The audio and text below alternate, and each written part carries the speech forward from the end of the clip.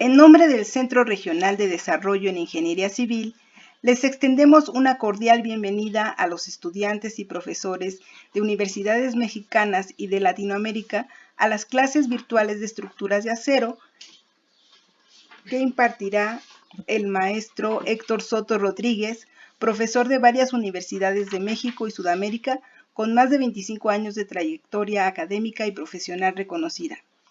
Esperemos que las clases virtuales cumplan con las expectativas principalmente de los estudiantes en virtud de que tienen un nivel básico y enfoque práctico y fueron preparadas para apoyarlos académicamente en este periodo de suspensión de clases derivado de la contingencia mundial del COVID-2019. Les agradecemos profundamente a todos los estudiantes y profesores su interés en participar en estas clases virtuales y les deseamos el mayor de los éxitos en sus carreras de licenciatura y o desarrollo profesional. El objetivo es presentar los temas básicos del diseño de estructuras de acero y resolver varios ejemplos de diseño paso a paso para resarcir principalmente el rezago académico de los estudiantes de la carrera de arquitectura y de ingeniería civil ocasionado por el problema de la pandemia COVID-2019.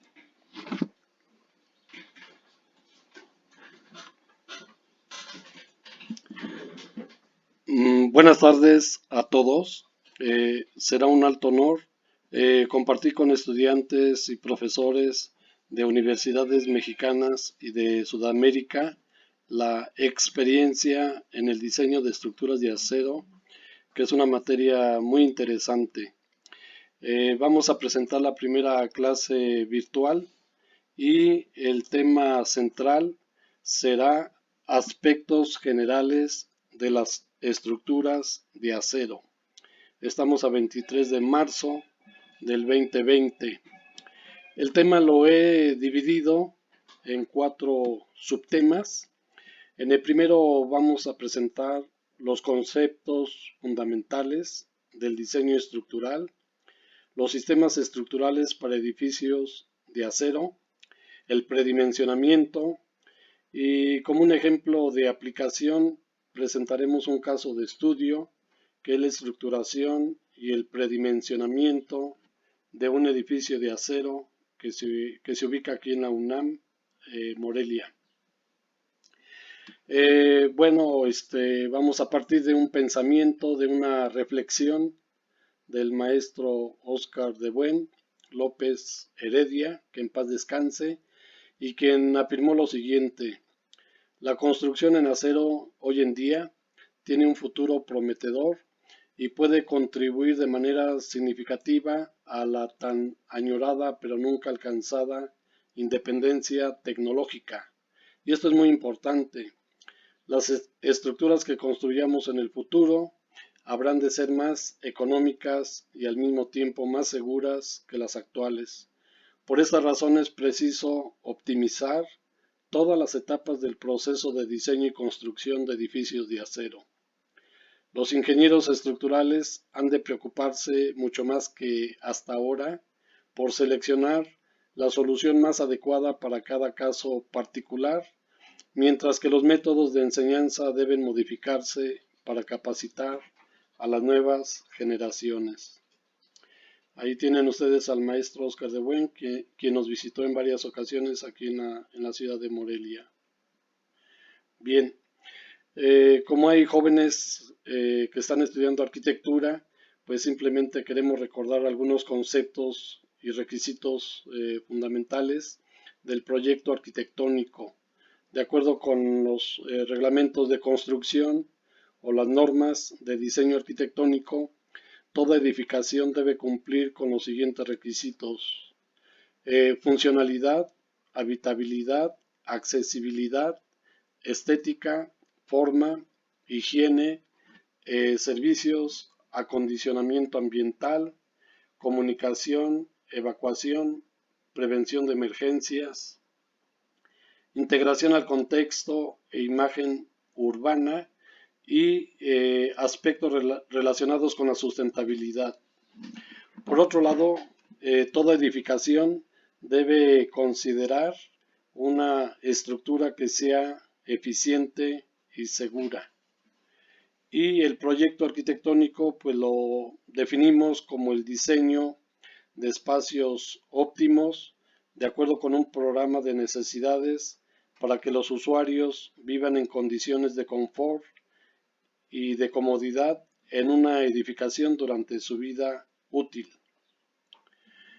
De manera que el proyecto arquitectónico, como comenté, debe considerar una estructuración eficiente, especialmente que resista las acciones que van a afectar la estructura, con atención a los efectos de las acciones accidentales, principalmente viento y sismo. Aquí tenemos, por ejemplo, un proyecto arquitectónico de una escuela, de una universidad privada. Observen ustedes la forma en planta y en elevación. Y bueno, tenemos que hacer algunas consideraciones en el diseño de este edificio. Tenemos una forma en U y acá tenemos una parte donde se puede presentar algunos efectos de torsión. Por esa razón tenemos que crear juntas constructivas. Por lo tanto, es deseable que la estructura sea regular. Lamentablemente, la mayor parte de los edificios que se están proyectando en la Ciudad de México y en las principales ciudades del país, pues son estructuras sumamente irregulares. Por tal razón, se requiere una arquitectura y una ingeniería estructural acertadas. Vamos a recordar algunos conceptos fundamentales del diseño estructural. Por estructura recordarán ustedes que es el conjunto de miembros que están unidos por medio de conexiones y reciben, soportan y transmiten las cargas impuestas para conducirlas a una cimentación adecuada. Un miembro estructural pues es una unidad, es una pieza o simplemente un elemento de una estructura. Por comportamiento estructural, entendemos que es la respuesta de una estructura ante las acciones verticales y a los efectos del medio ambiente, las cargas inducidas por viento, por sismo, los efectos de temperatura, la nieve, la lluvia, el granizo, acumulación de agua en techos con poca pendiente, etc.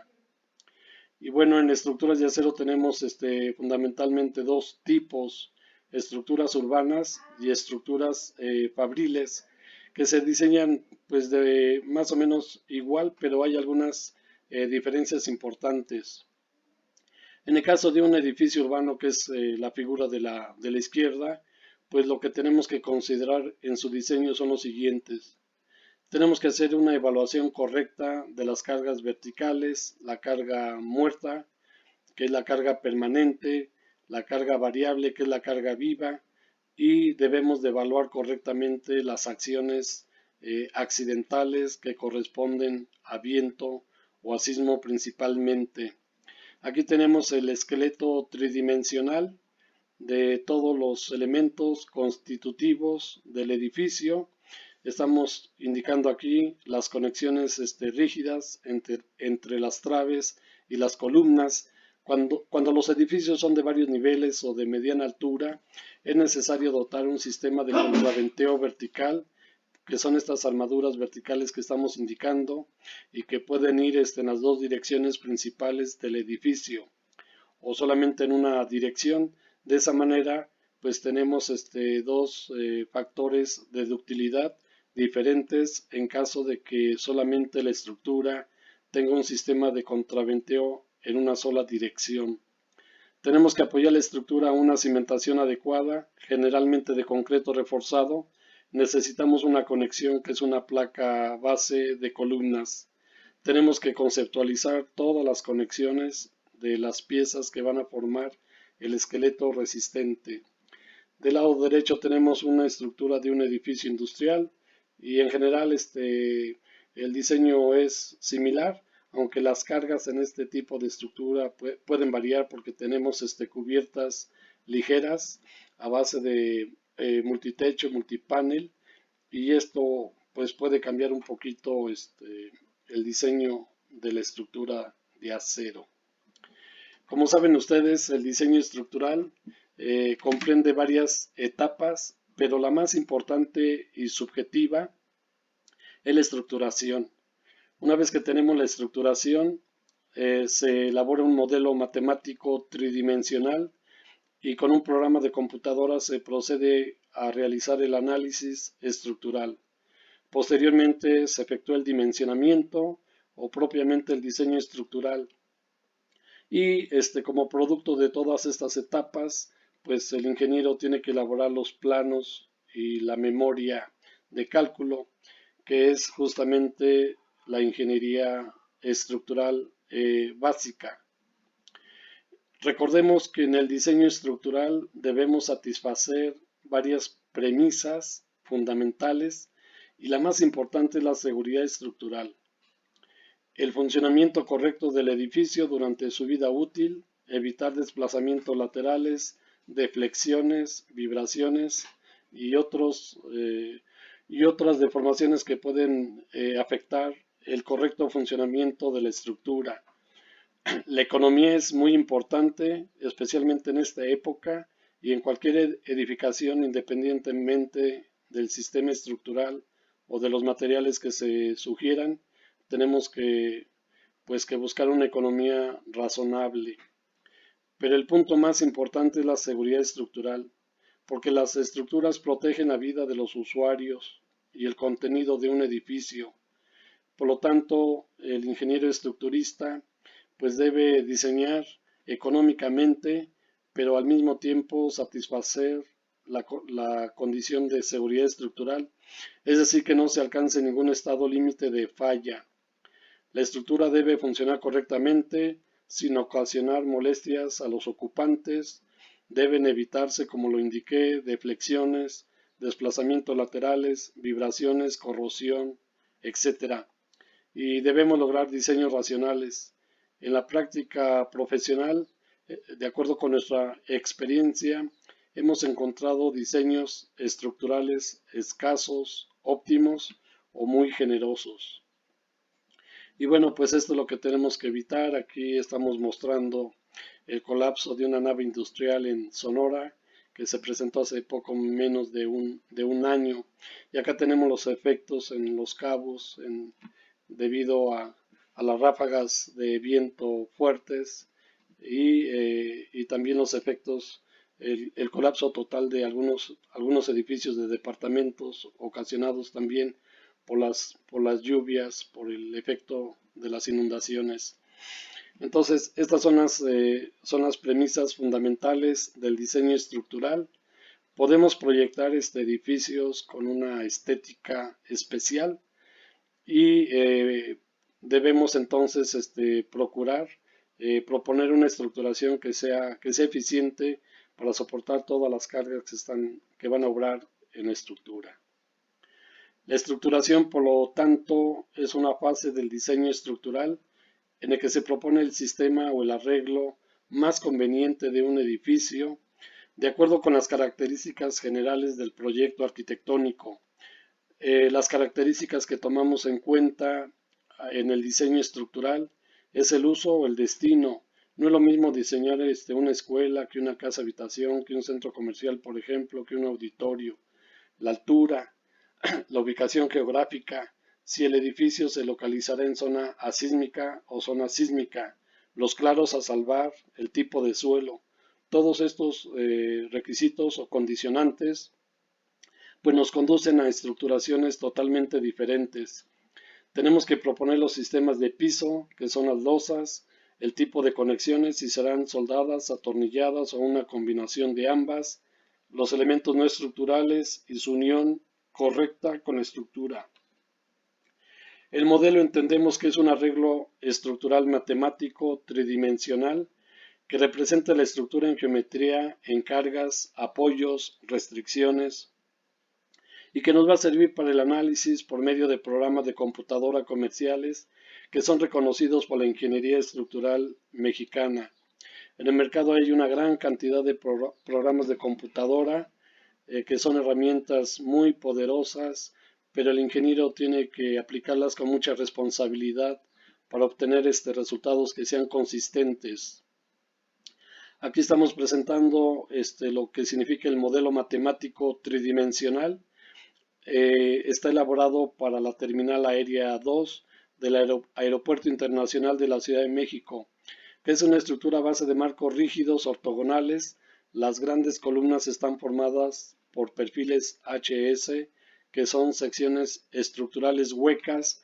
Los claros son de 45 metros y la solución en estas edificaciones donde se requieren grandes espacios y claros fuertes, pues es a base de armaduras principales que con las columnas van a formar justamente los marcos rígidos ortogonales. Y también tenemos armaduras secundarias para soportar los sistemas de piso compuestos, en este caso Ternium 25, calibre 22.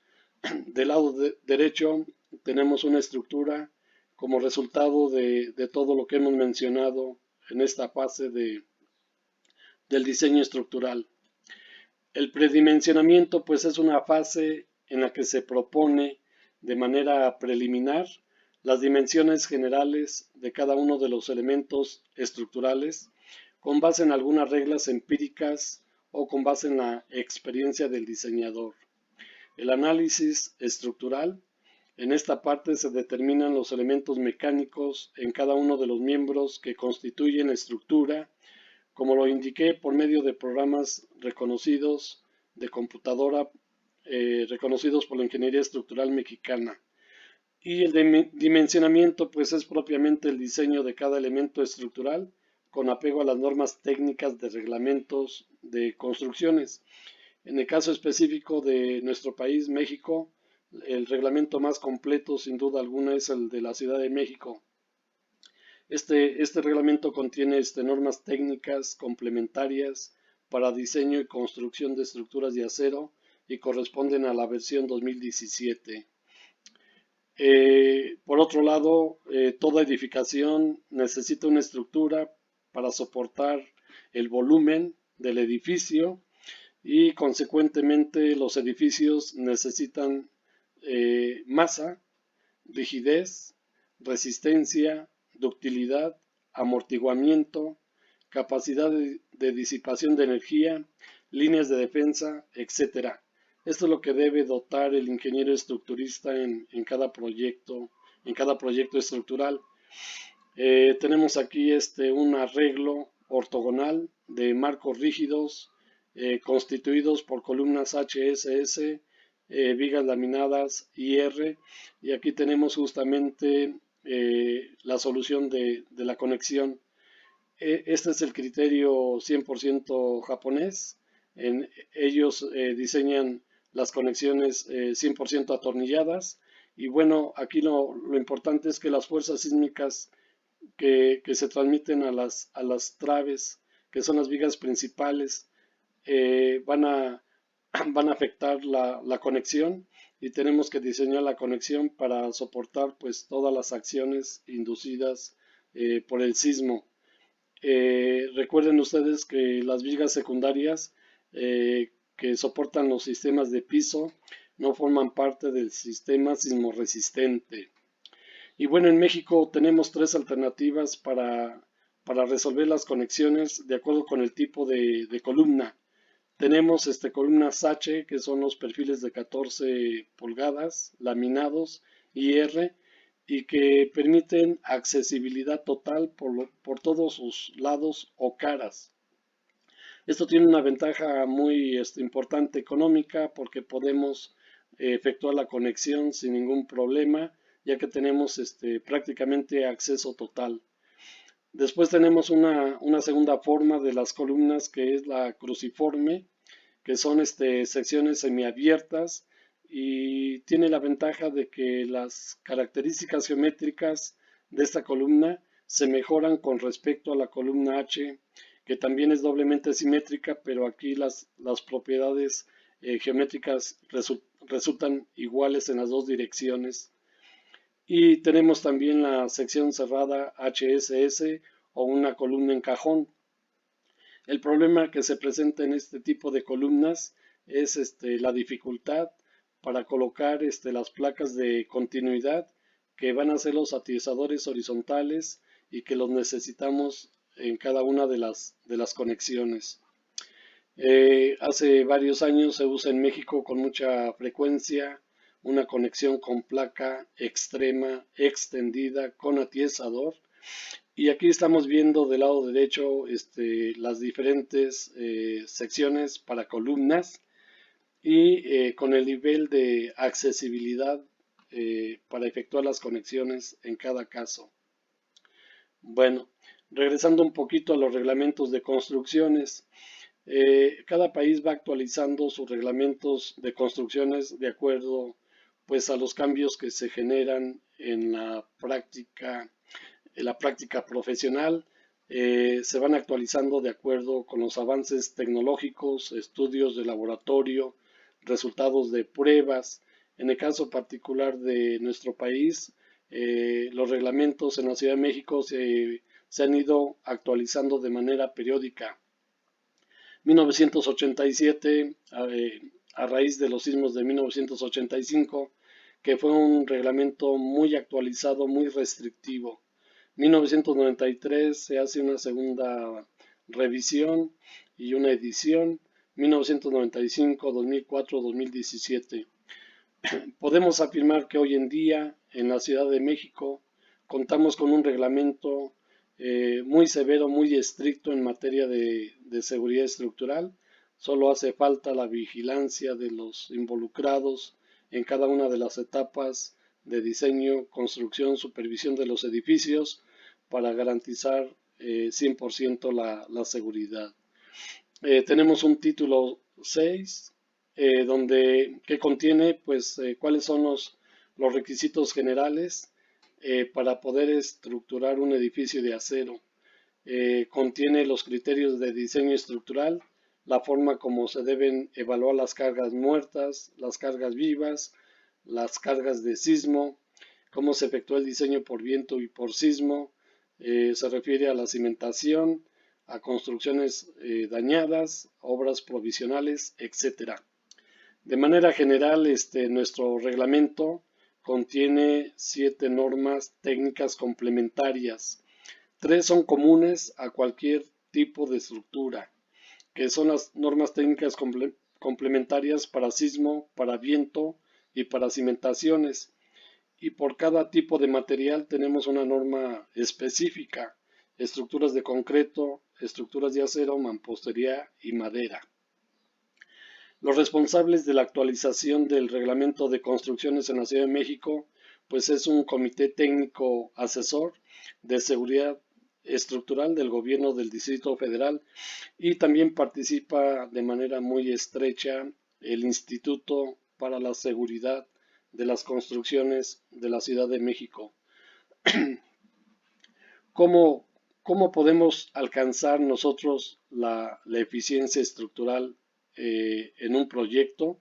Bueno, pues primero tenemos que partir de un proyecto arquitectónico que sea consistente, que garantice la funcionalidad y que podamos nosotros dotar una seguridad estructural consistente al reglamento. Y tenemos que buscar también la economía. Y por otro lado, el arquitecto pues también de acuerdo con las necesidades del propietario, del cliente, pues también tiene que lograr una grata apariencia. En lo que se refiere al diseño estructural, empezamos seleccionando perfiles de estupenda calidad. En México tenemos 2 productores de acero muy importantes, de hecho tenemos 3, Gerdau, Altos Hornos de México y de Acero. Se produce actualmente uno de los mejores aceros, que es el A992, que tiene características importantes de soldabilidad, resistencia y ductilidad. Es el acero que recomendamos para zonas de alta sismicidad, el A992. Tenemos que hacer una evaluación correcta de las cargas en una estructura, no subestimar las acciones de granizo, de acumulación de agua pluvial. Tenemos que realizar una estructuración eficiente acorde a las características de la edificación y de acuerdo con su ubicación geográfica. Después procedemos a elaborar un modelo matemático estructural tridimensional que represente lo más fiel posible la estructura real. Enseguida se realiza un análisis y diseño estructural racional utilizando programas de computadora confiables. Les decía que hay una gran cantidad de programas en el mercado, pero los tenemos que usar conscientemente y con mucha responsabilidad. De lo contrario serán herramientas muy peligrosas. Como resultado de todo lo anterior, procedemos a elaborar planos estructurales completos y tenemos que incluir detalles de detalles, principalmente de las conexiones. Posteriormente sigue la fase de fabricación, que tiene que ser precisa y confiable, y finalmente el montaje ordenado y con una supervisión eficiente y oportuna. De esa manera logramos la eficiencia estructural. Bien, en cuanto a la eficiencia de los miembros estructurales de un edificio de acero, pues tenemos miembros que trabajan a tensión, que son los tirantes, las barras de armaduras, las diagonales de contraventeo, los colgantes, las péndulas, etc.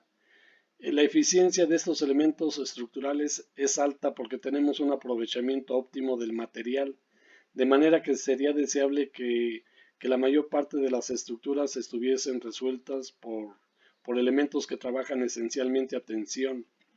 Luego tenemos los miembros en compresión que también se presentan en barras de armaduras, en contraventeos, en puntales, en columnas aisladas. Aquí ya tenemos una eficiencia estructural menor, dado que se presenta el problema de pandeo general, pandeo por torsión, pandeo por flexotorsión. Y luego tenemos las vigas, que son los miembros en flexión y que los resolvemos con perfiles laminados IR o eventualmente con vigas soldadas IS. Utilizamos perfiles IR en traves principales y en vigas secundarias. La eficiencia de estas vigas puede ser alta siempre y cuando evitemos el pandeo local de patines, el pandeo local del alma y que dotemos soporte lateral adecuado y suficiente para evitar cualquier modo de inestabilidad, sea el pandeo lateral o pandeo lateral por flexotorsión.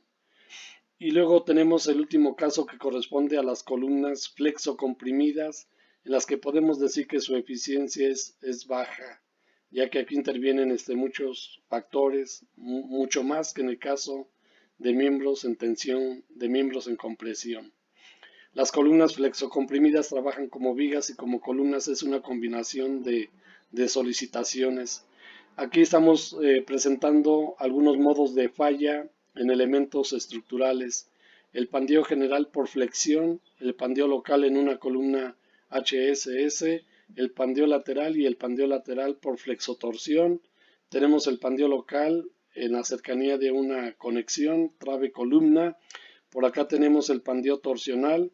Acá tenemos el pandeo local de placas de unión, tenemos el pandeo de contraventeos, diagonales de contraventeo y finalmente el pandeo local de tanques. Las diagonales de contraventeo en este caso son concéntricas y hoy en día se están utilizando mayormente los contraventeos excéntricos. Alrededor del mundo tenemos una gran cantidad de ejemplos de fallas en estructuras de acero. Aquí solamente estamos colocando algunas que son históricas, como es el caso del puente Tacoma, por allá en 1938-1940, que representó un desastre natural de la ingeniería estadounidense. De este lado tenemos el famoso colapso de las dos torres desaparecidas de Nueva York, las Torres Gemelas. Por acá tenemos el colapso de unos edificios urbanos en diferentes épocas, el colapso de algunos puentes ocasionados por severas inundaciones y por acá tenemos el colapso que está en movimiento de otro edificio importante de hace varios años. Bueno, sigamos avanzando. ¿Qué significa las estructuras de acero o qué significa el acero? Esta lámina está dirigida principalmente para los jóvenes y los arquitectos. Partimos de que la materia prima de la arquitectura es el espacio. Ustedes como arquitectos van a vender espacio y el espacio se resuelve con acero. Por lo tanto, acero es arquitectura. Acero para mí significa arquitectura, audaz, atrevida. C significa creatividad, confort, comodidad. Espacio, como lo indicamos, eficiencia estructural. La R tiene una gran cantidad de acepciones: resistencia, rigidez, resiliencia, reciclar, reutilizar, repetir, reforzar, reestructurar, rehabilitar, reconstrucción. Y la O, bueno, pues encontré orden, organización, optimización. Esto es lo que significa el acero para mí, y digamos que es el material ideal para los arquitectos. Y aquí hay algunos ejemplos cómo se ha aprovechado en muchos edificios modernos en la Ciudad de México. Aquí tenemos Punta Reforma en la Ciudad de México, en una de las avenidas más importantes de la ciudad. Tenemos Torre del Vancomer, que fue uno de los últimos diseños de nuestro maestro Oscar de Buen, que en paz descanse. Por acá tenemos un estadio de los Rayados en Monterrey, y tenemos también el edificio del Museo Sumaya, que también fue diseñado por la empresa Colinas de Buen. Bueno, las ventajas de las estructuras de acero, ventajas competitivas, pues son las siguientes: salvan grandes claros y fuertes volados. Obtenemos una rapidez de construcción que no se puede lograr con otro sistema constructivo. Gran ligereza, buen comportamiento sísmico. La estructura de acero es absolutamente prefabricada a manera de mecano. El arquitecto logra grata apariencia y belleza, y cumplen con los requisitos de sustentabilidad, ya que el acero es un material totalmente reciclable. Es el material que se recicla más en el mundo, 100%. Y aquí tenemos algunos ejemplos de cómo se pueden resolver estructuras inusuales con fuertes volados. Este edificio se localiza aquí en nuestra ciudad, Morelia, Michoacán. Tiene 36 metros de volado y se resolvió con armaduras tipo Warren de gran peralte, que es la única forma de poder contar con un sistema estructural que pueda tener alta rigidez y resistencia. Las armaduras se incorporan a la fachada del edificio, de manera que el arquitecto pues logra una grata apariencia. Este es otro caso similar, es en la Ciudad de México, en la UNAM, donde se parte del mismo concepto. Este edificio ganó un premio nacional. El arquitecto intencionalmente acordó que se vieran las armaduras aparentes en las fachadas laterales del edificio. Observan ustedes acá en el cuerpo inferior, se ve trazada perfectamente la armadura. Para proyectar estos volados con armaduras, pues la regla práctica es que el volado entre 9 me da el peralte de la armadura. Por ejemplo, en este caso tengo 16 metros de volado entre 4, me da 4, y 4 metros es la altura de todo el piso. En el caso anterior del edificio de Morelia son 9 metros, y en 9 metros hay niveles. Hay dos niveles. Aquí tenemos una figura, una imagen que muestra la ligereza de las estructuras de acero para salvar claros fuertes con poco material. Y de este lado derecho tenemos el Gran Museo del Mundo Maya en Mérida, Yucatán, que es el segundo referente más importante de México en materia de cultura, proyectado por el despacho Arquitecture, que encabeza la arquitecta Josefina Rivas.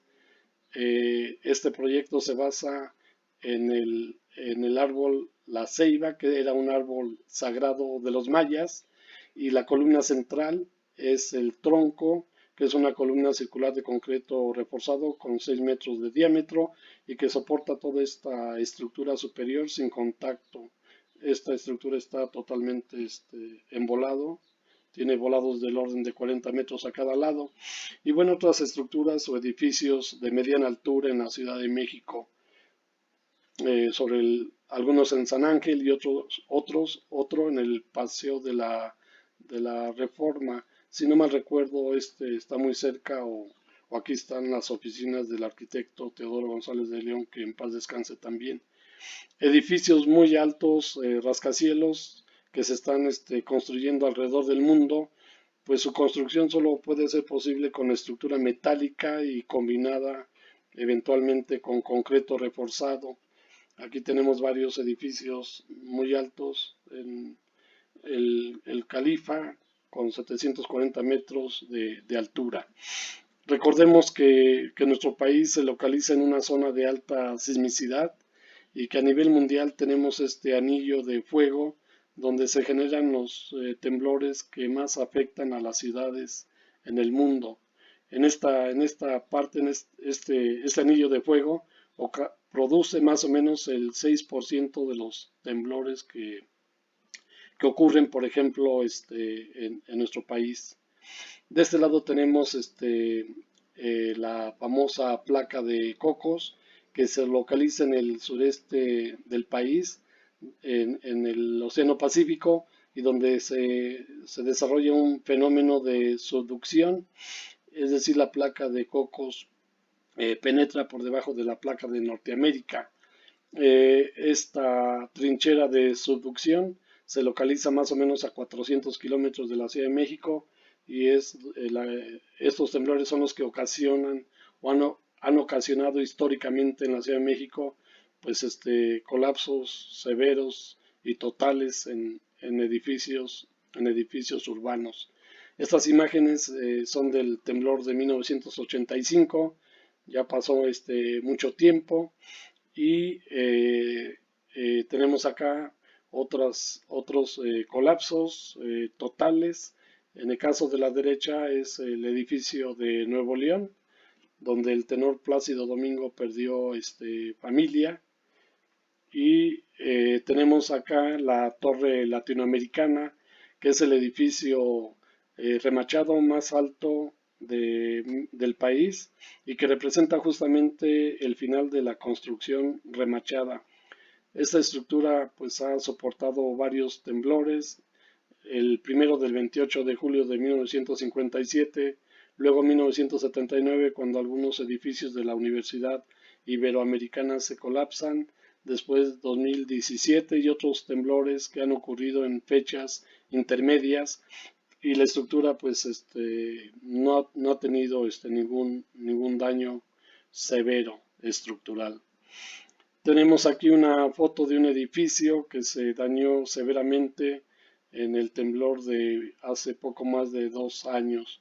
Por esa razón estamos indicando que lo que ocurrió hace ya más de 2 años no debe repetirse. Recomendamos ampliamente estos dos libros que publicó la Sociedad Mexicana de Ingeniería Estructural y que se refieren al temblor de 1985 y al temblor de 2017.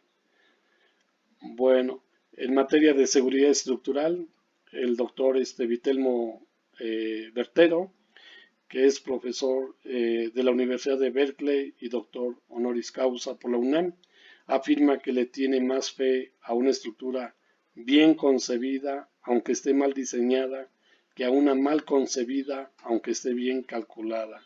De ahí la importancia de la estructuración. Continuamos un poquito con las ventajas del acero contra el concreto. Esta lámina es cortesía del profesor Tiziano Perea. Aquí tenemos algunas propiedades mecánicas de los dos materiales. La alta resistencia en el acero estructural con relación a la resistencia del concreto reforzado. Nosotros diseñamos con un FY de 3.515 kilos por centímetro cuadrado y en concreto diseñamos con resistencias a la compresión de 250 kilos por centímetro cuadrado, aunque ya se están desarrollando concretos de muy alto desempeño. La ductilidad en el acero es superior a la del concreto reforzado normal. En el caso del módulo de elasticidad, aquí tenemos el valor para el acero estructural En el caso del concreto va a depender de los materiales. En la Ciudad de México hay concreto clase 1, clase 2, depende del origen y características de los agregados. En el caso de la homogeneidad, pues muy buena, muy favorable para el acero estructural, favorable o buena, digamos, para el concreto reforzado, pero digamos que la uniformidad es muy buena y asimismo la tenacidad y digamos que regular a buena para el concreto reforzado. En cuanto a costos, estamos conscientes que la estructura de acero nos cuesta más porque tenemos que invertir más en su fabricación, pero la rapidez de construcción que se logra en la etapa de montaje compensa con creces el costo adicional de la estructura de acero con respecto a la estructura de concreto. Por decir algo, el costo del acero estructural por kilogramo en mi región depende del tipo de estructura, hay ligera, mediana, pesada, pero digamos estructura ordinaria, 35 pesos el kilo. El concreto, peso volumétrico, no he actualizado esos datos, pero puede ser del orden de 2.500 pesos el metro cúbico. El costo de mantenimiento para el concreto es bajo, esto es bueno. El costo para el acero estructural pues es moderado. El costo de recuperación en el caso de las estructuras de acero es muy alto, en el caso del concreto reforzado muy bajo. En materia de reciclabilidad, 100% para el acero estructural, muy bajo para el concreto. La durabilidad buena y muy buena para el concreto reforzado. Corrosión y resistencia a fuego, pues son los talones de Aquiles para la estructura de acero, ya que ésta necesita protección y en el caso del concreto reforzado, pues esta resistencia a corrosión y al fuego es buena relativamente hablando. En el diseño estructural, los puntos medulares que debemos cuidar en los elementos estructurales y en la propia estructura son los siguientes. El problema fundamental yo diría que son los diferentes modos de pandeo. Los perfiles de acero están constituidos por placas relativamente delgadas, no cerradas, como en el caso del concreto reforzado, que son secciones macizas o sólidas. Y en el caso del acero se puede presentar pandeo general por flexión, pandeo lateral por torsión, pandeo por flexotorsión, pandeo local de patines y del alma. Las deflexiones pueden ser importantes porque salvamos claros fuertes con aceros de muy alta resistencia. Los desplazamientos laterales también son muy importantes, especialmente en zonas sísmicas. Tenemos que evitar el fenómeno de colisión, golpeteo o choque entre las edificaciones cuando no se tiene una holgura sísmica suficiente. Las distorsiones son importantes en estructuras de acero. Las vibraciones es un estado límite de servicio que el ingeniero tiene que revisar, especialmente en edificios de acero. Y más especialmente son las conexiones, que son los puntos medulares de las estructuras de acero. Otros, como lo mencionamos, pues es la corrosión y la baja resistencia a fuego. Los perfiles que vamos a usar en los ejemplos de diseño, pues son los que aparecen en la tabla 1.2 del manual IMCA quinta edición. Aquí aparecen las propiedades mecánicas y la disponibilidad de los aceros estructurales mexicanos. Tenemos 4 tipos de acero: al carbono, alta resistencia, baja aleación, aceros resistentes a la corrosión, aceros templados y revenidos.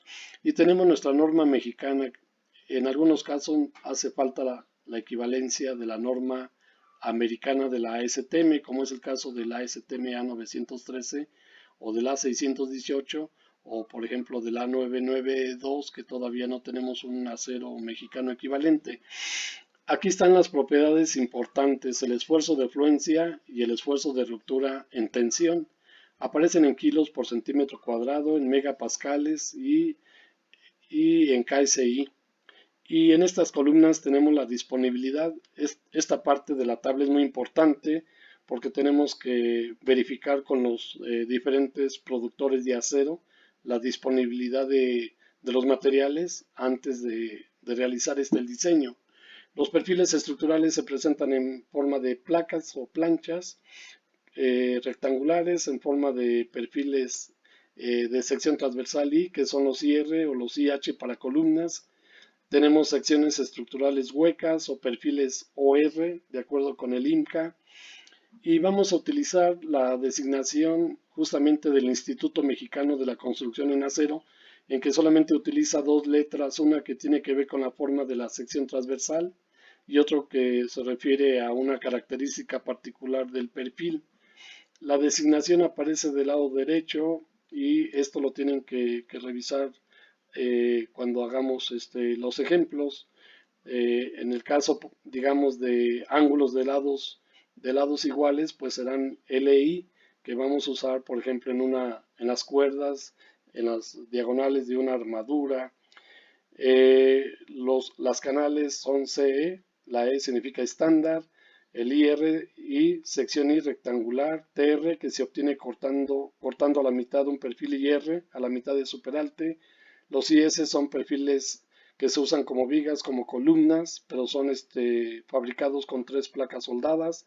Hay secciones cruciformes, que es un perfil IR más 2 TRs, que se sueldan contra el alma del perfil completo. Y tenemos los tubos que pueden ser circulares, rectangulares, y hay otros perfiles que son formados en frío, que son las canales CF, que se usan profusamente en los largueros de cubiertas ligeras. Y aquí tenemos esta información tomada del manual AMSA de un perfil IR 457 por 128.1, que es un W18 por 86. Nosotros vamos a trabajar con estas dimensiones y con estas propiedades geométricas para revisar o diseñar un elemento estructural. Un aspecto que es fundamental en una estructura, decíamos, son las conexiones. El ingeniero estructurista tiene que concebir, tiene que conceptualizar, tiene que analizar, tiene que modelar, tiene que diseñar y tiene que detallar cada una de las conexiones de su edificio. Esto es la concepción de acuerdo con un programa de computadora tecla, y del lado derecho tenemos la conexión deseada. Como lo indiqué, las conexiones representan pues los puntos más importantes de una estructura, ya que van a definir el comportamiento general. ¿Qué características debe tener una conexión? Debe ser eficiente, debe ser segura, sencilla, económica y fácil de fabricar en taller. Afortunadamente en México hay varios talleres que cuentan con equipos de control numérico, CNC, y que fabrican estructuras de acero con estupenda calidad. Nuestro país está a la par. Tenemos ingeniería estructural de vanguardia que compite o que supera la ingeniería que proviene de otros países. En cuanto al montaje, pues aquí tenemos una lámina que muestra que es la fase final de construcción de un edificio de acero. Y vean ustedes, aquí está la estructuración de la terminal aérea del Aeropuerto Internacional. Aquí tenemos los marcos rígidos, que son las columnas a base de perfiles tubulares, paquetes, que son como 6, digamos, 6 columnas HSS, que apoyan estas armaduras de cuerdas paralelas tipo Pratt. Y luego tenemos armaduras intermedias que se conectan a armaduras principales, y en cada nudo de la cuerda superior de estas armaduras pasa una viga IR, que es la que va a soportar el sistema de piso compuesto, los acero. La supervisión es fundamental para garantizar la seguridad de una estructura, y debemos de tener especial cuidado en esta etapa para ofrecer la mayor seguridad posible. Conexiones que son atornilladas 100% en campo. Esta foto corresponde al montaje de la estructura del Gran Museo del Mundo Maya en Mérida, Yucatán. Y acá tenemos pues un obrero que está haciendo conexiones soldadas en condiciones totalmente inapropiadas. Bien, vamos a pasar a otro subtema, que son los sistemas estructurales para edificios de acero. Y nuevamente partimos de una reflexión del doctor Vitelmo Bertero.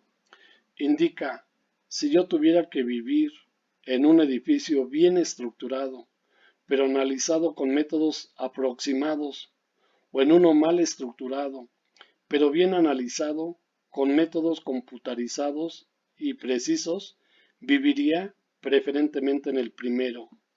De ahí la importancia, como les indicaba, de la estructuración, que es la parte fundamental que garantiza el éxito del diseño estructural. Bueno, de manera sencilla y breve, vamos a presentar cuáles son los sistemas estructurales de uso común en México.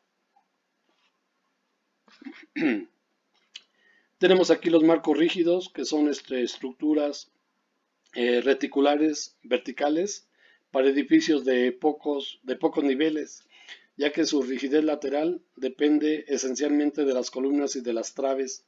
Y este tipo de estructura es muy propenso a grandes desplazamientos laterales. Entonces tiene sus limitaciones, porque si queremos reducir los desplazamientos laterales, tenemos que incrementar las secciones de columnas y vigas, y esto encarece notablemente el costo de la estructura. Les comento que por allá por la década de los 60 en la Ciudad de México se usó un sistema estructural para marcos rígidos, sustituyendo las traves macizas IR por armaduras o vigas de alma abierta. Tenían dos ventajas importantes: a través del alma se pasaban los ductos, las canalizaciones, y con este tipo de armadura se obtenía una rigidez mucho mayor con relación a las vigas macizas, con menos material. De manera que en la década de los 60 se utilizó mucho este sistema estructural. Ahora hay que tener cuidado y hay que revisar cuáles son los factores de ductilidad, el factor de comportamiento sísmico que se puede usar cuando se usan armaduras de ese tipo. Hay un sistema combinado que es el marco rígido con un sistema de contraventeo que se coloca en todas las fachadas de un edificio, y la suma de esos dos sistemas estructurales pues conduce a una estructura que se llama hoy en día, bueno, le llamamos tejido o red. Hay algunos ejemplos en la Ciudad de México. Justamente el Museo Sumaya pues es un ejemplo de este tipo de estructura. Pero regresemos. El siguiente concepto de marco rígido es el contraventeado, con contraventeos concéntricos. Tienen mayor rigidez lateral que los marcos carentes de contraventeo, pero todavía su capacidad de absorción de energía es baja por las limitadas incursiones inelásticas de los contraventeos. Se forman armaduras verticales. Aquí tenemos un tablero y estas diagonales de contraventeo constituyen un panel o un tablero de una armadura vertical. Tenemos un sistema estructural mucho mejor para zonas sísmicas, que son los marcos con contraventeos excéntricos, donde intencionalmente las diagonales no convergen al mismo punto, se separan y se forma un eslabón de cortante, que allí es donde se quiere concentrar todo el daño inducido por el sismo.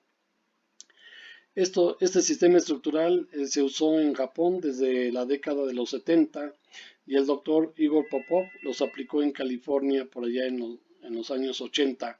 Tiene una alta rigidez elástica, excelente ductilidad, mucho mayor que la de contraventeos concéntricos, resiste grandes desplazamientos laterales de los entrepisos inducidos por los temblores, y además disipa la energía que transmite el sismo a través de la afluencia que se va a controlar a cortante o a flexión en estos eslabones. La estructuración, aquí como un ejemplo de un edificio que se resolvió con este tipo de contraventeo, pues aquí tenemos la planta estructural. Es un edificio que me proporcionó el maestro Oscar de Buen, que en paz descanse. El ingeniero estructurista tiene que ver cuáles son las partes o las zonas donde conviene colocar un sistema de contraventeo, o donde vamos a tener crujías contraventeadas, que son las que van a dar la rigidez necesaria a la estructura para resistir las fuerzas de sismo. Dado que esta es una planta bastante irregular, el maestro de Buen consideró que en esta fachada y aprovechando el núcleo central y otras crujías adyacentes, pues ahí es donde se colocaron estas diagonales de contraventeo excéntrico. Nótese que acá se tienen atiesadores verticales soldados al alma de la viga en ambos lados. Y luego tenemos otra alternativa estructural que son los sistemas compuestos, acero concreto, que son de dos casos. Tenemos aquí columnas que están ahogadas en concreto o columnas que están rellenas con concreto. Y tenemos del lado derecho pues algunos de los detalles sugeridos para columnas compuestas. Entonces, hoy en día en la Ciudad de México se están construyendo una buena cantidad de edificios compuestos. No solamente los sistemas de piso son compuestos, también son las columnas compuestas, como podemos apreciar aquí en esta foto y en esta imagen. De manera que, como decía Enrique Martínez Romero, que en paz descanse, que fue un gran profesor y tal vez el segundo líder en México de las estructuras de acero, se trata de una excelente combinación de propiedades tanto del acero estructural y del concreto reforzado, porque se logra resistencia, rigidez, ductilidad, amortiguamiento y capacidad de absorción de energía. Aquí está el arreglo tipo red o tejido, que son muy eficientes y relativamente novedosos en nuestro país y son convenientes en zonas de alta sismicidad y se usan en aquellos sitios donde se tiene baja capacidad de carga. Aquí tenemos un edificio que está en Insurgente Sur, muy cerca de San Ángel, Museo Sumaya. Acá arriba está el diagrama estructural que desarrolló el maestro Óscar de Buen, donde inicialmente se trataba de una estructura compuesta, acero con concreto, aquí está indicado, y las fuerzas laterales de sismo la tomaba toda esta estructura perimetral, que eran tubos, si no me recuerdo, de 14 pulgadas de diámetro.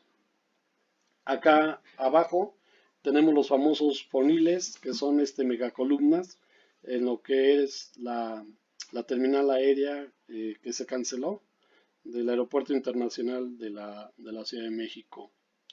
Como nuevos sistemas estructurales novedosos, en las normas mexicanas de la Ciudad de México se sugieren alternativas estructurales que es a base justamente de armaduras en las que los tableros centrales son de mayor resistencia y rigidez, son segmentos especiales de las armaduras para que eventualmente se formen las articulaciones plásticas en estas barras como se ve aquí en la figura. Tenemos acá un segmento especial que podría ser un tablero tipo Vierendeel, donde no hay diagonales de contraventeo a diferencia de la figura de la izquierda. Y aquí se ilustran las articulaciones plásticas. Estos sistemas se acaban de proponer. Algunos edificios ya se están incorporando digamos, en la práctica profesional. Y aquí tenemos otro sistema novedoso en México, que son los contraventeos concéntricos restringidos contrapandeo CRP, que están constituidos por un núcleo de acero confinado por una camisa que está rellena de concreto o mortero de alta contracción controlada y que es la que va a impedir el pandeo del núcleo. Estos contraventeos concéntricos fluyen de manera indistinta en tensión o compresión y tienen una elevada capacidad de disipación de energía por histéresis del material. Entonces son idóneos para zonas de alta sismicidad, como es el caso de la Ciudad de México. Bien, vamos a entrar al tema de predimensionamiento. Y bueno, el arquitecto necesita definir los peraltes de los diversos miembros estructurales, traves, vigas, armaduras, columnas, contraventeos, sistemas de piso, losas, para establecer los niveles de piso terminado y elaborar los cortes por fachada. Entonces, estas elevaciones esquemáticas que representan los cortes por fachadas no serían posibles si el arquitecto no conoce los tamaños de vigas, de columnas, los sistemas de piso. Por esa razón el predimensionamiento pues es muy importante en las primeras etapas del diseño estructural. Bueno, de manera sencilla y breve, pues aquí les proponemos una gráfica para predimensionar vigas principales y vigas secundarias. En el caso de las vigas principales, les recomendamos aplicar el claro a salvar entre 20. En el caso de las vigas secundarias, el claro a salvar entre 24. Normalmente las vigas secundarias son de menor peralte, como lo podemos apreciar aquí en la imagen. ¿Cómo se usa esto? Pues de manera muy sencilla para los jóvenes que están estudiando arquitectura y que no necesitan hacer un cálculo muy engorroso, pues entran aquí con el claro a salvar. Por ejemplo, se trata pues de un centro comercial, una tienda ancla donde las columnas están colocadas a 18 metros más o menos entre ejes. Entramos con 15 metros, aquí está el peralte mínimo y acá está el peralte máximo de la viga. Como hay limitaciones en el tamaño de las vigas, buscamos un punto medio y leemos aquí más o menos punto 75, punto 80. O aplicamos directamente la regla L sobre 20. Si son 15 metros, son 1500 centímetros entre 20, me quedaría una viga de 75 centímetros. Es decir, si voy a salvar claros de 9 metros, necesito una viga de 45 centímetros.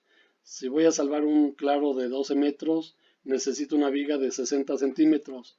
Si voy a salvar un claro de 18 metros, que es el límite máximo para los perfiles IR, pues necesito una viga de 90 centímetros.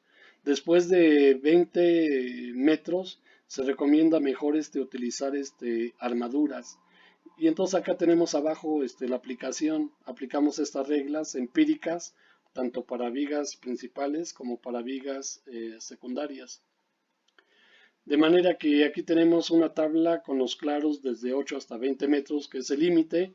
Y de este lado derecho tenemos el perfil IR. Como los perfiles IR se producen en pulgadas, pues tenemos la equivalencia en pulgadas.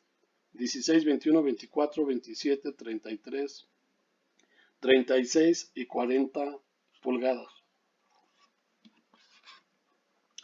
En el caso de columnas, si se trata de un edificio de un solo nivel o máximo dos niveles, pues le recomendamos la regla empírica, la altura de la columna sobre 8 o sobre 10.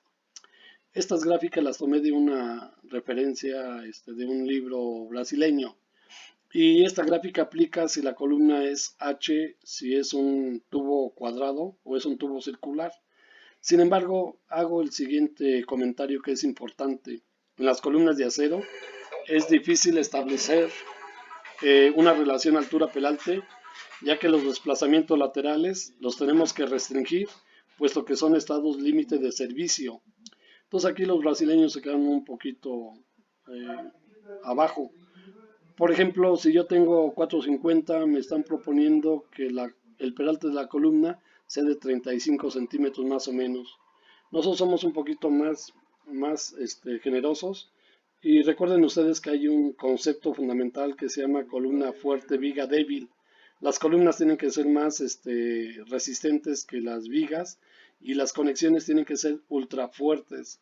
Ahora cuando diseñamos estructuras en zonas de alta sismicidad, el concepto es viga débil, columna fuerte y conexión ultra fuerte. Cuando usamos factores de Q igual a 4, por ejemplo. En el caso del predimensionamiento de armaduras, aquí tenemos una foto que me compartió una arquitecta colega Mayra de Europa, Michoacán. ¿Cómo se usa esta gráfica? Pues en este caso tenemos más o menos 45 metros de claro a salvar. Buscamos un punto medio y me diría que para 45 metros necesitaría 3 metros de peralte para estas armaduras tipo Pratt o Warren de cuerdas paralelas. Las armaduras son fundamentalmente importantes en la arquitectura porque nos permiten salvar claros muy fuertes, desde claros desde 15 metros, digamos, hasta claros de 80 o más. Sustituyen a los perfiles laminados IR que trabajan como vigas cuando tenemos claros que les decía superan los 15, 18, 20 metros. Una alternativa de las armaduras planas es la estructura espacial. Y tenemos una gráfica también para predimensionar estas armaduras especiales o espaciales que tuvieron su auge hace muchos años. Hay una gran cantidad de sistemas para resolver las conexiones de estas estructuras espaciales. Hay un sistema Mero, hay un sistema ORS, hay muchas patentes en el mercado. Hay una empresa española que se llama LANIC y en Xochimilco, Ciudad de México, había una empresa que fabricaba este tipo de estructuras especiales. Ahorita no recuerdo el nombre, pero aquí tenemos esta gráfica. Con estas estructuras espaciales nos podemos ir hasta más de 100 metros, como ven aquí. Si algún joven que es de aquí de Morelia le encargaran de cubrir la Plaza Melchor Ocampo y tenemos 90 metros de claro, pues necesitaríamos una estructura espacial del orden de 6 metros, que equivale un poquito más pues a la altura de una casa habitación más o menos, o poco menos. Para cerrar el tema, vamos a presentar un ejemplo práctico de estructuración y predimensionamiento. Recordemos que hay condiciones de regularidad que se deben revisar durante el diseño estructural de un edificio. Aquí están algunas imágenes que muestran los casos en que tenemos irregularidades en elevación. Por ejemplo, aquí tenemos un cambio abrupto de rigidez, ya que este muro de cortante no llega a planta baja. Tenemos este caso que es típico de los edificios de la Ciudad de México y que después de 1985 se sancionó, pero se siguen todavía proyectando edificios con estas características. Este es el famoso piso débil, piso suave o endeble. La razón es que este espacio, este nivel, se aprovecha como estacionamiento y los edificios y el resto del edificio pues son niveles ocupados por departamentos con una gran densidad de muros de mampostería confinados con concreto reforzado. Pero aquí tenemos un cambio también muy abrupto. En el sismo de Kobe, Japón y de Northridge, California, estas edificaciones resultaron severamente dañadas porque prácticamente desapareció la planta baja y el resto de los niveles cayó sobre la planta baja. Tenemos limitaciones en cuanto a la relación largo-ancho de un edificio, no debe exceder 2.5 de acuerdo con el título 6 de seguridad estructural de las edificaciones. Hay limitaciones para limitar las aberturas que son interrupciones en el diafragma. Estas aberturas, el área de esas aberturas, si no mal recuerdo, no debe exceder el 25% del área total. Estas formas en L o en T son indeseables, que tienen entrantes y salientes. Aquí se generan esfuerzos de torsión importantes. Por esa razón conviene prever juntas sísmicas o holguras o juntas constructivas para separar este edificio en dos cuerpos y este edificio por lo menos en otros 3 cuerpos. Los apéndices o estas cargas que se colocan en las azoteas, pues también provocan una excentricidad torsional que debemos de tomar en cuenta o que tenemos que evitar. En el temblor del 85 los edificios de gobierno tenían archivos muertos en los niveles de azotea y tenía una carga muerta que no se tomó en cuenta en el diseño. Muchos edificios colapsaron debido a este problema. O en este caso, que es un edificio en esquina, pues tenemos efectos de torsión. Aquí tenemos dos muros que son muy rígidos contra dos fachadas que pueden ser de cristal y que prácticamente no tienen rigidez. Una vez que definimos la altura del edificio, pues ya podemos determinar de manera aproximada algunas propiedades dinámicas de su estructura. Por ejemplo, En este sentido tenemos dos tipos de estructura. Esta rígida, que es un edificio de mediana altura y que está resuelto con un sistema de contraventeo vertical, que son estas armaduras que estamos señalando. En cambio tenemos una tienda ancla o una nave industrial que carece de contraventeo. Bueno, la primera estructura le vamos a decir que es rígida, la segunda es flexible. Bueno, ¿qué características dinámicas tienen estas estructuras? Bueno, pues en el caso de la rígida su periodo va a ser corto y su frecuencia alta. En el caso de la estructura flexible va a ocurrir lo contrario. Su periodo va a ser largo y la frecuencia va a ser baja. De manera muy aproximada, el periodo natural de vibración de un edificio se calcula como el número de pisos entre 10, pero aquí tenemos una fórmula. De manera que un edificio de 2 pisos tiene un periodo natural de vibración de 0.2 segundos, un edificio de 5 niveles 0.5, un edificio de 12 a 16, 18 pisos tiene 1.5 segundos. Los rascacielos que se están haciendo en la Ciudad de México, como aquí tenemos la silueta de Torre Reforma, probablemente su periodo natural sea del orden de 7 segundos.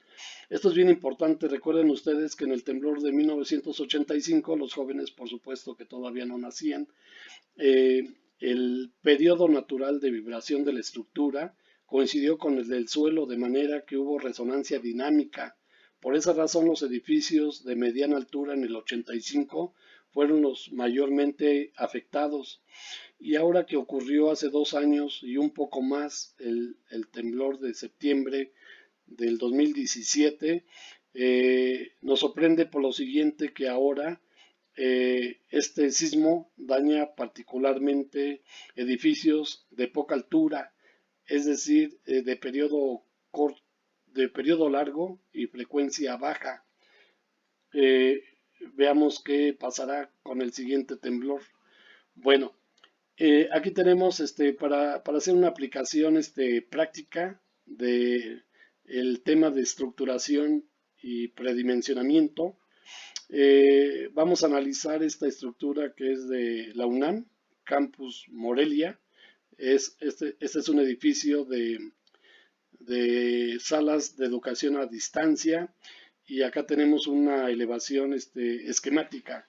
Bueno, primero, comentarios. Pues es un edificio de baja altura y la estructura está constituida por una familia o por un conjunto de marcos rígidos ortogonales. Tenemos los ejes número, que son los ejes de los marcos longitudinales, el 1, el 2 y el 3. Y observen ustedes que tenemos unos volados como se ve acá en la elevación esquemática.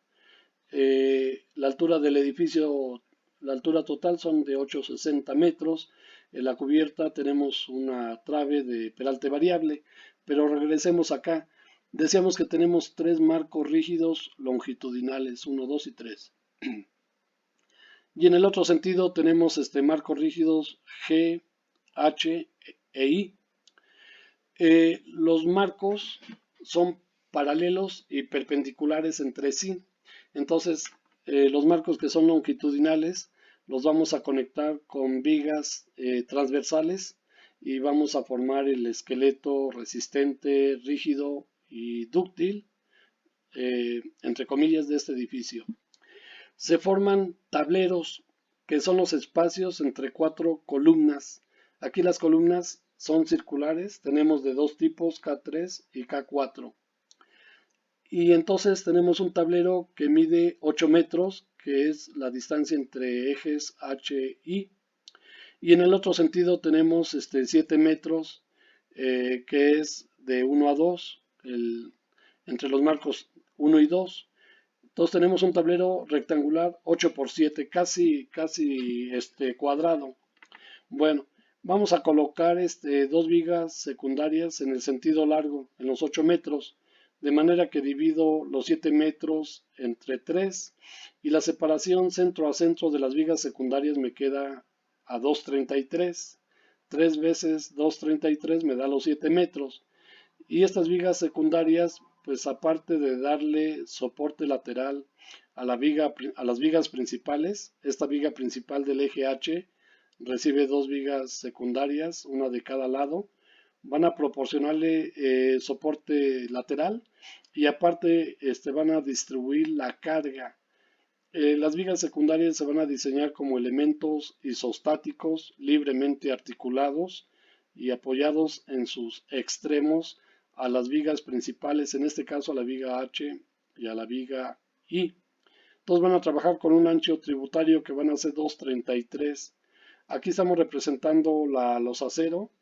La losacero consiste en las vigas que la soportan, la lámina de acero acanalada y corrugada, calibre 22 por ejemplo, sobre la cual se cuela una capa de concreto de 6 centímetros, en este caso para oficinas, es un edificio para oficinas. El armado de la capa de concreto es una malla electrosoldada 66 1010 y para unir los dos materiales que es la viga de acero con la losa de concreto se proponen pernos conectores de cortante, en este caso de 7 octavos, que son 22 milímetros y que se van a colocar a cada dos valles. En el caso de las vigas principales, aunque no se garantiza la acción compuesta total, pues vamos a colocar también pernos conectores de cortante. Entonces una estructura tiene dos, o un edificio tiene dos estructuras, una estructura horizontal rígida, resistente, que es el diafragma, y que en este caso es la losacero, y luego tenemos otra estructura vertical, que es el conjunto de marcos rígidos, y las dos estructuras se interceptan en planos y formamos de esta manera el esqueleto resistente. Y bueno, vamos a empezar a aplicar algunas reglas de predimensionamiento. Si observan ustedes, tenemos 8 metros de claro para las vigas principales y las vigas secundarias. Entonces, para la viga principal, que sería la del marco 1 o del marco 2 o del marco 3, aplicamos el entre 20, 800 entre 20 y me da 40. Si observan ustedes, todos los peraltes de las vigas son de 40 centímetros. Las vigas secundarias en este proyecto se fueron con el mismo peralte, pero bien pudimos hacerlas menos peraltadas con L sobre 24. Entonces tendríamos vigas secundarias de menor tamaño que las principales. Entonces, así es como tienen que representar la planta estructural de un nivel tipo, por ejemplo. En esta planta estamos indicando los ejes que corresponden a los marcos rígidos. Estamos indicando con una simbología las traves con la letra T, T1 a T6, como se ve acá. Todas estas traves son soldadas. En aquella época no había perfiles laminados y el fabricante pues nos ofrecía 2 meses para la entrega del material y como las obras no esperan se tuvieron que fabricar con placas soldadas. Aquí se ve el símbolo de la soldadura. Entonces en este caso todas esas traves son soldadas. Se representan con una letra mayúscula T-1, T-2 a T-6. Vimos que las columnas son circulares y tenemos solamente dos tipos, K3, K4.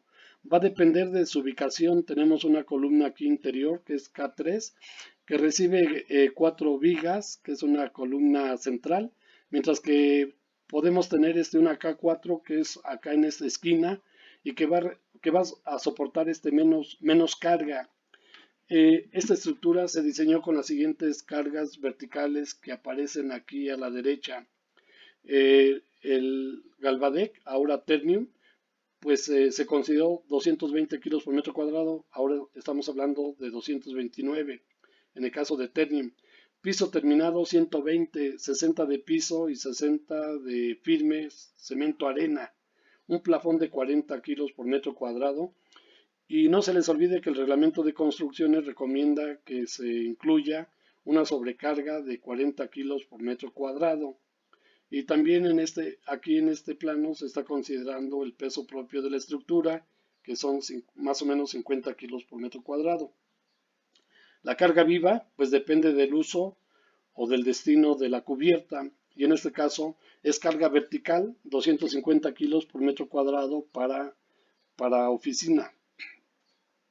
Aquí están los detalles de la losacero. Aquí está la especificación de los pernos conectores de cortante, la característica de la lámina calibre 22, la característica de las mallas electrosoldada, la nomenclatura para representar la losacero. Las traves se representan con doble línea y una línea central discontinua, las columnas con este círculo.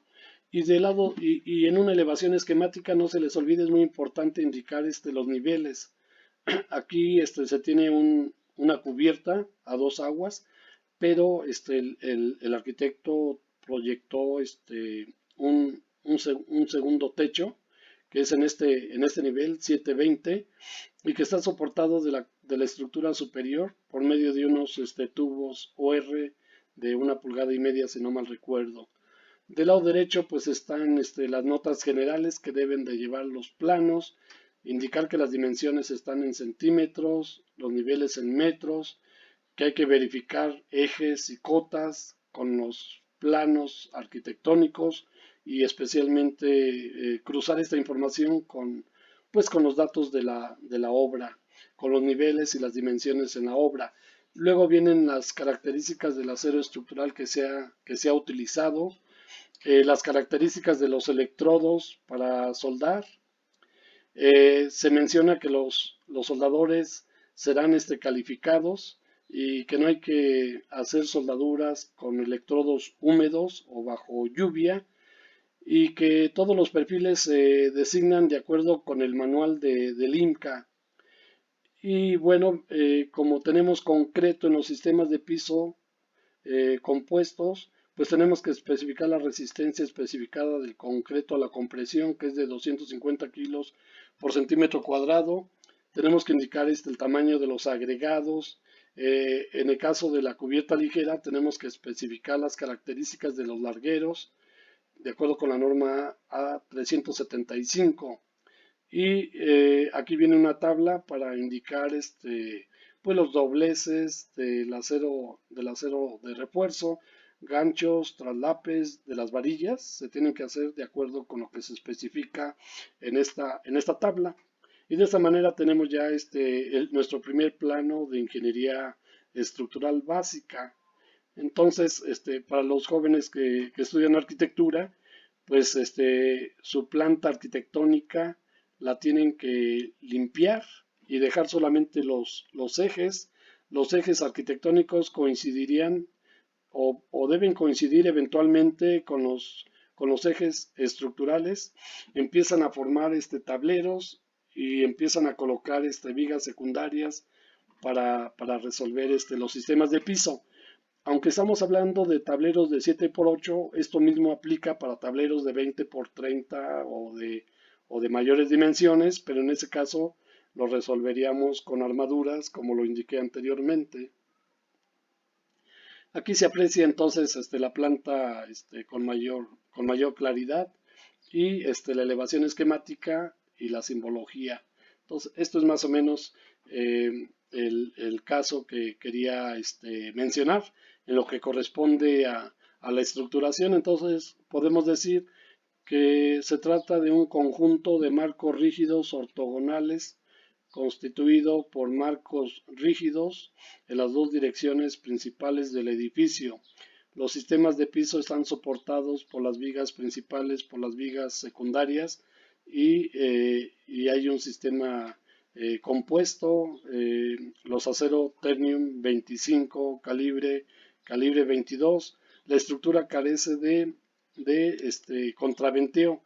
Por esa razón, si observan, si los tableros son sensiblemente iguales, 8x7, pues las columnas que son circulares, que tienen dos ejes de simetría, pues prácticamente tienen las mismas resistencia y rigidez alrededor de los dos ejes. Por esa razón se proponen columnas circulares. Si ustedes tienen tableros muy alargados, entonces esto que acabo de mencionar ya no aplica y es diferente.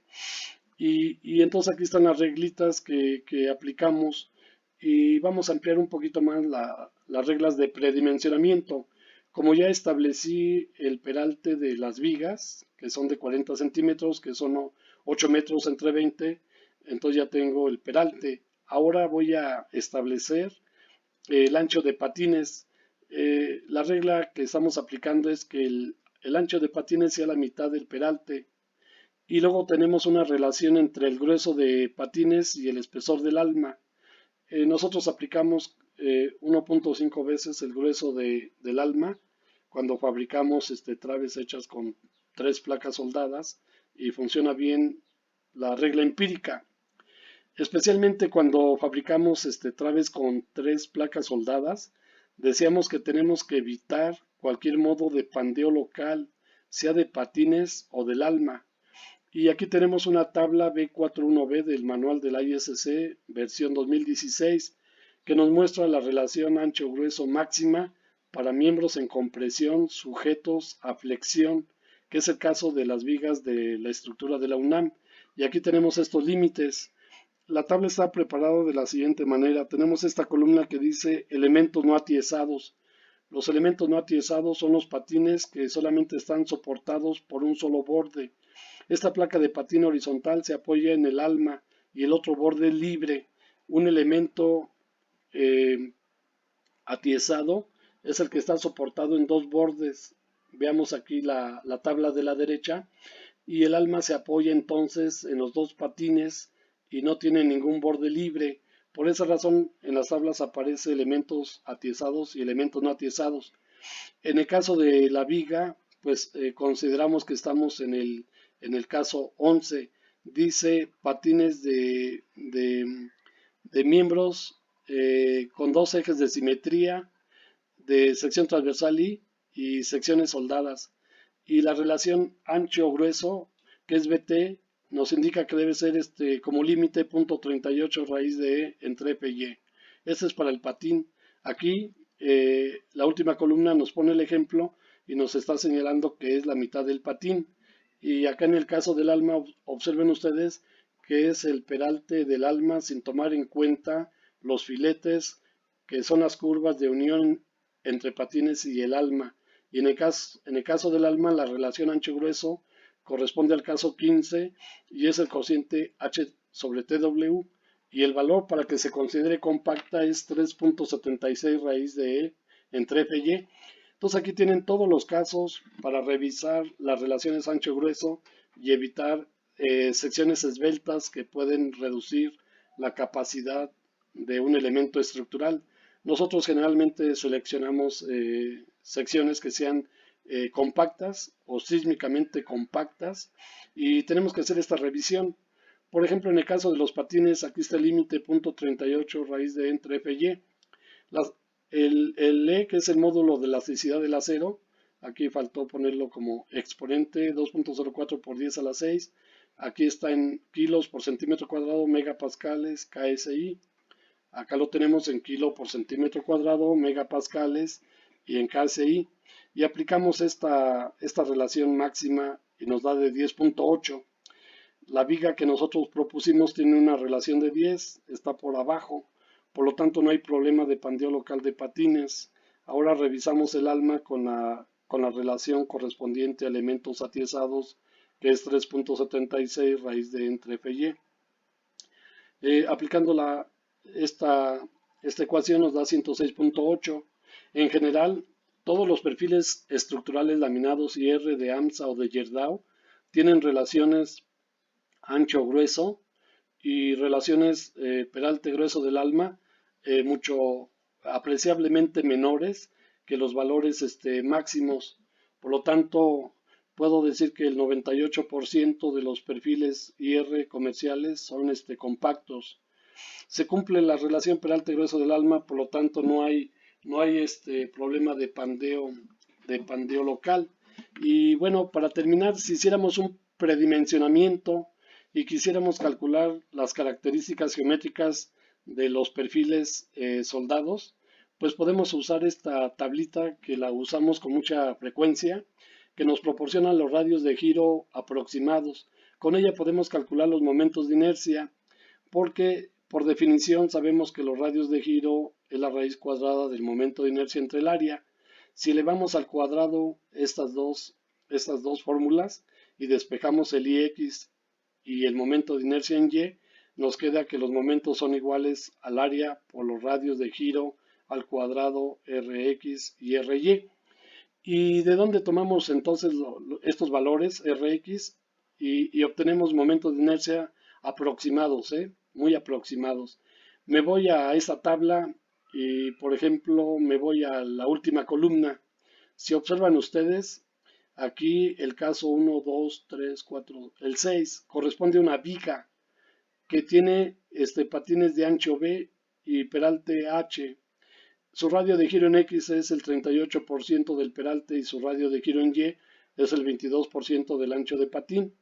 Entonces, con estos valores ya conozco el área de la viga porque son 3 placas soldadas por el radio de giro al cuadrado y obtengo los momentos de inercia. Si observan, tenemos otro caso parecido que es el 9. Este corresponde a una columna en la que los patines son más amplios, de hecho son muy similares al peralte de la sección y estamos obteniendo secciones cuadradas que son convenientes como columnas y el radio de giro en X en este caso es el 44% del peralte total y el radio de giro en Y es el 25% del ancho de patín. Bueno, esta es la clase número 1. Por allí en la tarde les vamos a mandar algunas preguntas y alguna tarea. Y bueno, les agradezco su paciencia.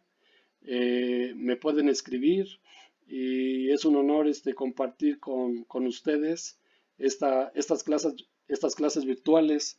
Quedan 3 clases virtuales. La siguiente será el 2 de abril y el tema será diseño de miembros en tensión.